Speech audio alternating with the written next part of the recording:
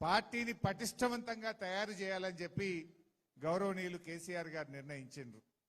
మన ఉమ్మడి కరీంనగర్ జిల్లా మొత్తం బాధ్యతను పెద్దలు మాజీ మంత్రివర్యులు జీవన్ రెడ్డి గారికి కేసీఆర్ గారు ఆ బాధ్యత వారి మీద పెట్టారు.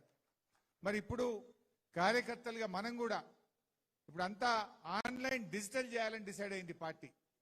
మనం ఇంతకుముందు పుస్తకాలు ఇస్తే కొన్ని కరెక్ట్ చేద్దాం, కొన్ని రాసుకొద్దాం.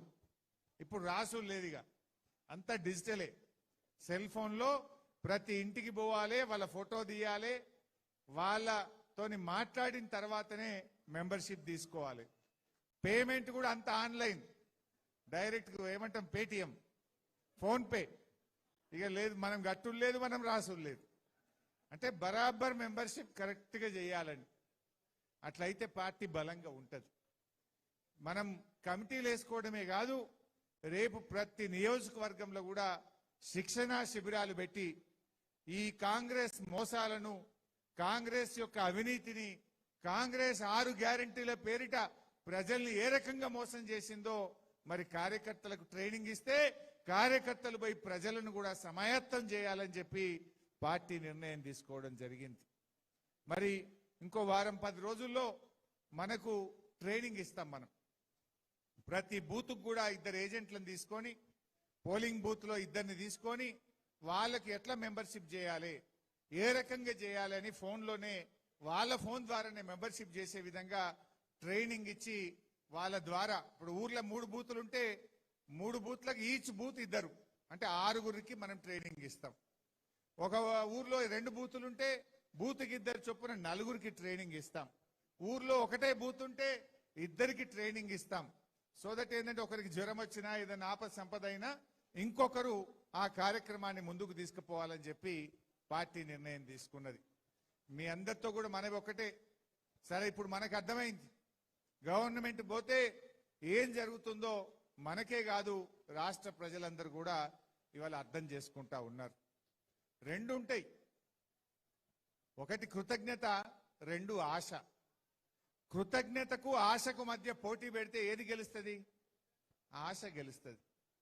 వాస్తవానికి కేసీఆర్ గారు ఎన్నికల్లో చెప్పకపోయినా రైతు బంధు ఇచ్చాడు, రైతు బీమా ఇచ్చాడు, 24 గంటల కరెంట్ ఇచ్చాడు, దళిత బంధు ఇచ్చారు, 2000 పెన్షన్ ఇచ్చారు, కళ్యాణ లక్ష్మి ఇచ్చారు, కేసీఆర్ కిట్ ఇచ్చారు, వైఎస్ఆర్ గారు ప్రారంభించిన ఫీజు రియంబర్స్మెంట్ పథకాన్ని కొనసాగించారు. ఇట్లా చెప్తే ఒక 500 పథకాలు చెప్పొచ్చు. కానీ రేవంత్ రెడ్డి ఏం చేసిండు? అరే కేసీఆర్ 2000 పెన్షన్ ఇచ్చిండు, మేము 4000 పెన్షన్ ఇస్తాను. కేసీఆర్ గారు 10,000 రైతు బంధు ఇచ్చిండు, నేను 15,000 రూపాయలు ఇస్తా అన్నాడు.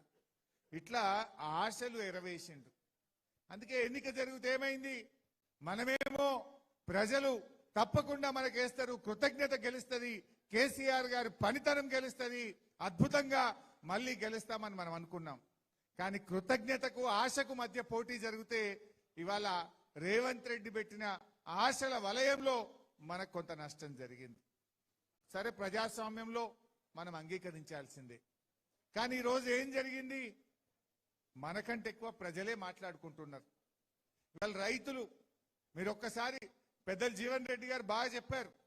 నా దృష్టిలో ఈ మధ్య నేను అన్ని జిల్లాలు తిరిగినా, నల్లగొండ పోయినా, వరంగల్ పోయినా, మెదక్ పోయినా, కరీంనగర్ పోయినా, వివిధ జిల్లాలు పోయినా, నేను గమనించింది అయితే ఇక రైతు అనేవాడు కాంగ్రెస్ పార్టీకి ఓటేసే పరిస్థితి లేదు. ఇదేదో నేను ఉత్తగంటలేను, మీరు ఎక్కడైనా చెక్ చేయండి. అసలు ఏ ఒక్కటన్నా మిగిల్చిండా రేవంత్ రెడ్డి?